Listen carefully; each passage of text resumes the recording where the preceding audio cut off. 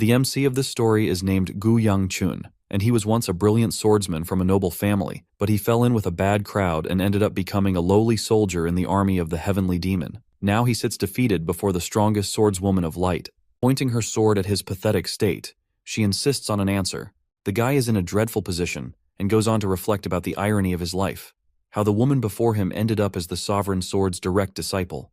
She is the same woman who utterly annihilated hundreds of demonic martial artists through her unmatched sword. In fact, this very same woman is the greatest martial artist the world has ever seen, and the odds of this guy running into her are shitty, because she's the same cold-blooded warrior who defeated the Heavenly Demon with her sword.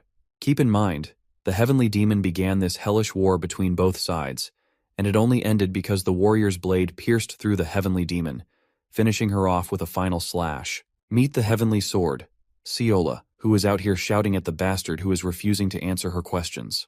The Divine Warrior is pissed that Yang-chan is still holding on to the information about the demon's hideout.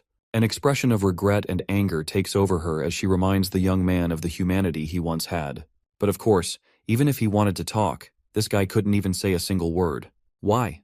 Because the dude ended up getting the Jiraiya treatment from Naruto. His throat was crushed. Not to mention the very heart that's beating inside of him is marked with a terrifying curse. With every breath, the seal is making him live through hell, and also prevents him from revealing secret information. A tear trickles down the woman's face. The same warrior who had downed an entire army as well as the Heavenly Demon on her own is currently weeping in front of a half-dead man. She's practically begging the guy to just give a satisfying answer so that Seola can help him stay alive. I should point out that she doesn't know about his seal or curse, so she's thinking he's concealing information. Her fidgeting body and tear-filled expression, a sorrowful state of her begging, is actually a unique sight for the young man, who begins to wonder if she really hates the demonic martial artists that much. Maybe it's because of her fiancé, Sun Yunjang, who ended up getting kidnapped, which is why she's probably desperate. But the situation makes him let out a slight laugh, reflecting how the strongest woman in the entire world was currently wavering because of a love interest. His reaction causes her to get infuriated, as Seola tosses his ass to the ground like a football. At this point, she is fully provoked, despite her trembling state. She thinks the guy is being uncooperative for a reason, and regrets not killing him sooner. Her words linger inside his mind, as he begins to question when was the first time they encountered each other. From his memories, they met at a marketplace. Both were little children, and she was the first to approach him and offer him a potato.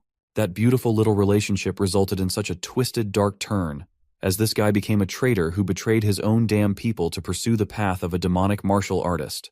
It's clear as day that he's only got himself to blame in this situation. Though of course, even now, Seola's barely able to hold herself together while walking away, when suddenly she turns around to see the guy crawling and scribbling